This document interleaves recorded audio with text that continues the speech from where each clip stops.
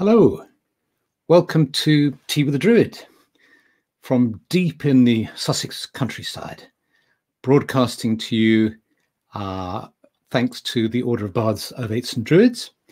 And it's lovely to have you here, whether you're watching live or whether you're watching a recording. So let me introduce to you this evening. Let me just switch so I can see the comments as everybody comes in from Bromley and North Germany and Wisconsin and Melbourne and Portugal and all over the place, France and Bristol and the Netherlands, New York, Norway. Fantastic. It's lovely to see you here. Faversham and Unicorn, Maryland. Is that really a place? Unicorn? How wonderful to be living in Unicorn. So great to see you, and do make yourselves comfortable. And I always feel like Tea with a Druid is a little pool of quiet, tranquil sanity in a crazy, crazy world. So this evening, I'd like to introduce you again to our friend and fellow Druid, Roma Johnson, who is living in the garden. She's down in the bottom of the garden, living there. And I went down into the garden and managed to grab hold of her and bring her up here to speak to you about a very beautiful and timely topic. So Roma, come and join us. Thank you, Philip. I've been released from the garden temporarily. I'm really happy to see all of you tonight as we near the winter solstice.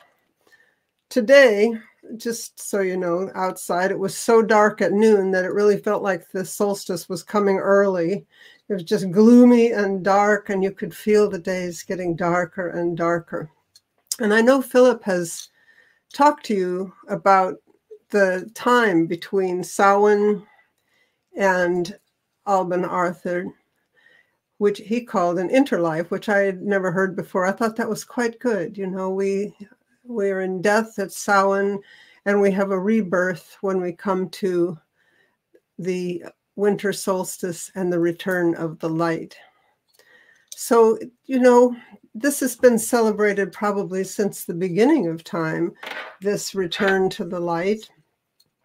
And we celebrate it even today as a birth of a magical child sometimes, and as a return to the light sometimes. And in some cultures in the East, it's the coming of the bridegroom. So make ready your lights.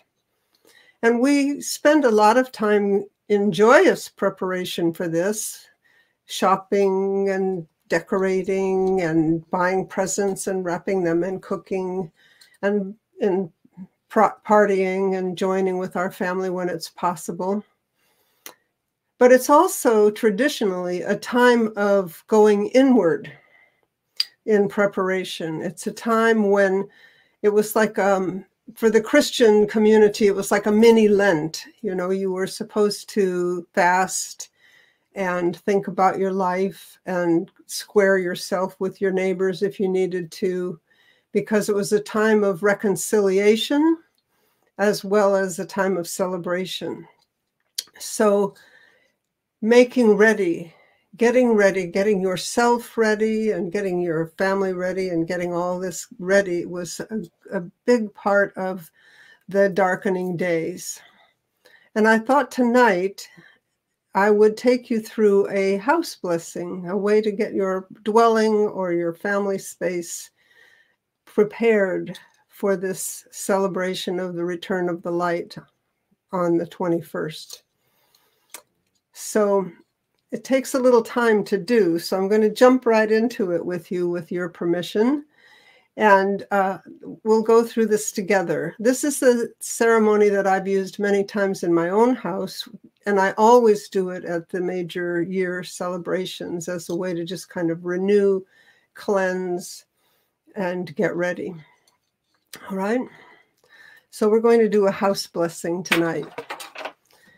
And we'll start by just the typical thing, just centering, just getting ourselves calm, and putting aside all this busyness that we've been involved in with all the things that are going on in the world and our communities. Just centering, breathing. Maybe take a few long breaths, 4 breaths in, hold for 4, exhale for 4, inhale for 4, hold for 4, exhale for 4. Just calming, thinking of these dark days, thinking of the darkness around us, getting inside of ourselves, getting inside of our home. I want you to close your eyes. We're going to do an imaginary journey. So I'd like you to close your eyes, be present, settle into your room.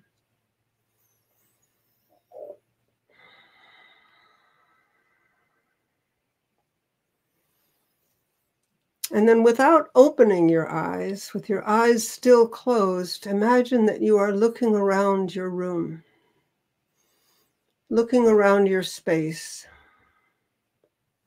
Look around your entire house. Go from room to room if you wish. And look at the familiar things that are in your house, the decorations, the memorabilia, the ornaments,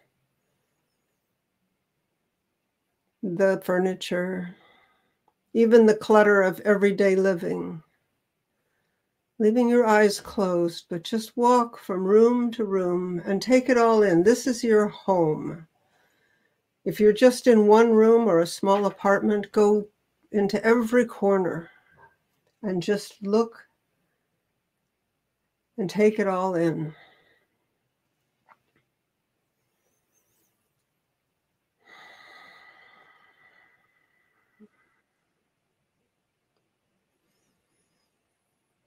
And at some point, you notice that against the wall on one side of the room is a small table, a beautiful little table. And on the table, there are some things. There's a large candle, unlit. There's a smaller taper candle, the kind that you hold in your hand. There's some matches. There's some incense or a smudge stick. There's a small container of salt. And there's a beautiful little glass that holds water. And when you're looking at the table, you see to the side of the table is, leaning up against the table, is a little silver broom with a long silver handle. And so take that broom first and just quickly, lightly go around your space and just brush away all the dust, brush away all the spider webs, or brush away all of the stuff, and just kind of make it pretty for a second. Take your time, get in the corners, get up to the roof beams if you want.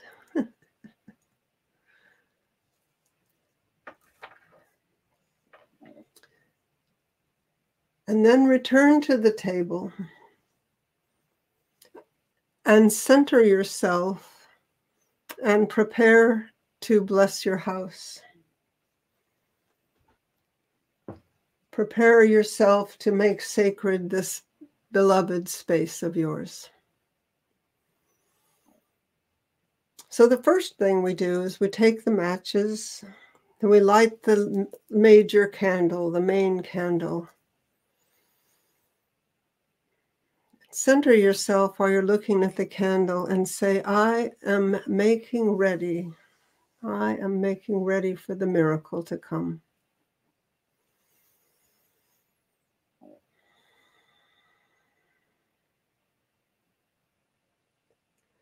And then facing the altar, take the incense stick or the smudge and light it in the candle. And then begin to walk around your space or around your house, going off to the right, Deozo, and you just waft the incense as you walk, letting the incense waft through and cleanse the air in every room and every corner. And know as you do this that incense is purifying this space. And if you want to, you can chant or sing as you walk, something like, bless this space, this night we pray, keep it safe both night and day. You can repeat that as you go, bless this space, oh night we pray, keep it safe both night and day. Go into every room, into every corner, every space.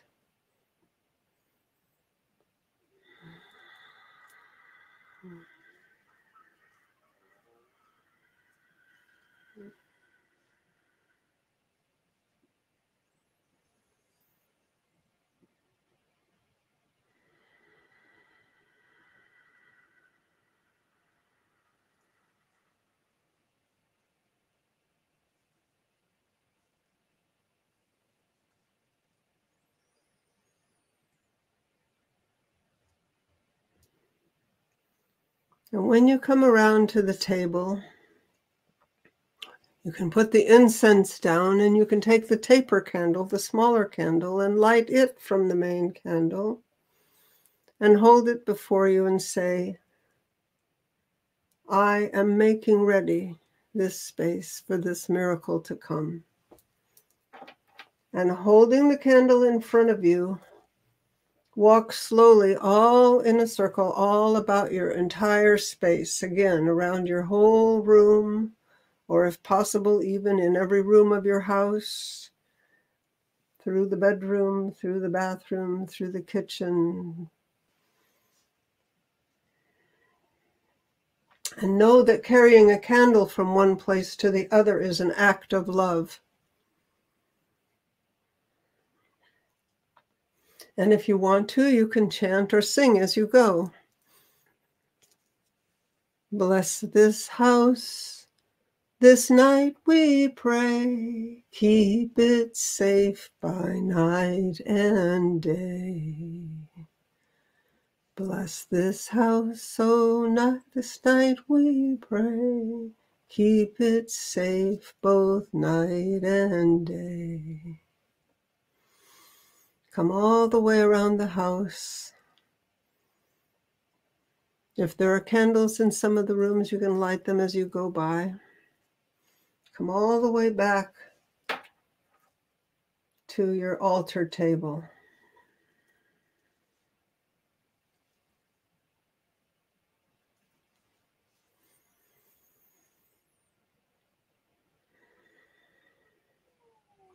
And when you get to the table,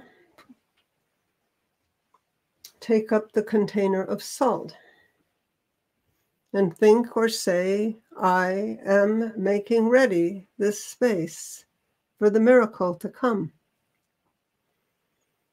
And again, walk slowly around the circle of your home, sprinkling the salt as you go. And draw a line of salt across every window sill and every door sill as you go. And know that salt is protecting and grounding your space. And if you want to, you can sing or chant something like, Bless this house, this night we pray. Keep it safe both night and day. Room to room, corner to corner with the salt, crossing the sills. Bless this house, oh, this night we pray. Keep it safe both night and day.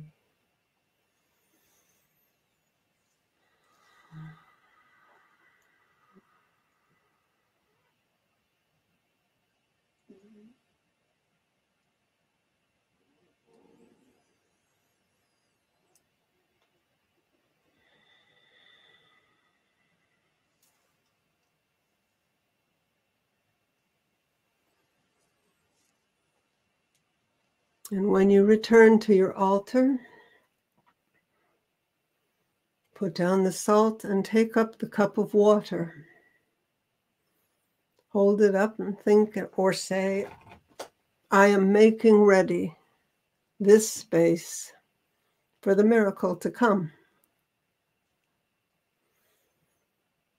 And walk slowly around, circular, through your whole space, sprinkling bits of water as you go, sprinkling each room, each piece of furniture, each fixture, sprinkling as you go. And you may want to sing or chant, bless this house, this night we pray. Keep it safe both night and day. And know that the water is the source of life. You're bringing the source of life into every room of your house, every corner of your space.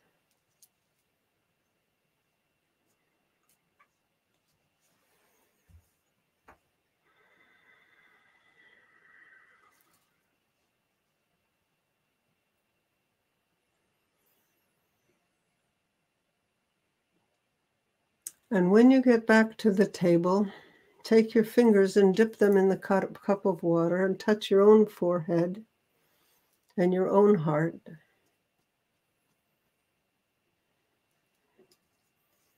So that you too are blessed in this ceremony as the keeper of the house, the keeper of the space, making the space ready.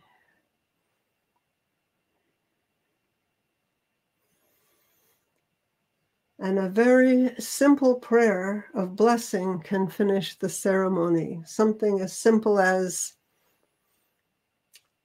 circle this house in Awan. Keep light within, keep darkness without. Keep protection near, keep danger far. Keep peace within, keep fear out.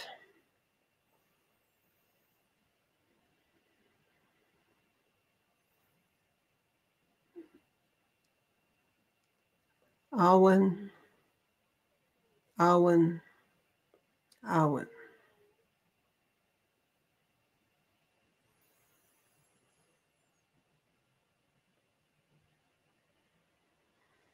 And now you've created sacred hospitality, ready to welcome the light, welcome the magical child, welcome the next stage on your journey, rebirth, welcome the winter solstice.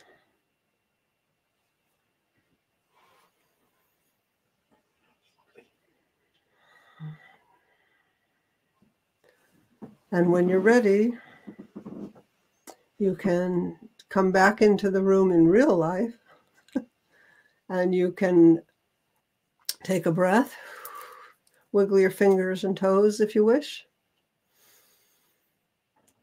Open your eyes. Hi. Be blessed. Thank you so much, Rama. That was just lovely. You're welcome. That was really lovely. Thank you. Beautiful. Well, what a beautiful and magical thing to do. And what a beautiful way to start the countdown towards the solstice.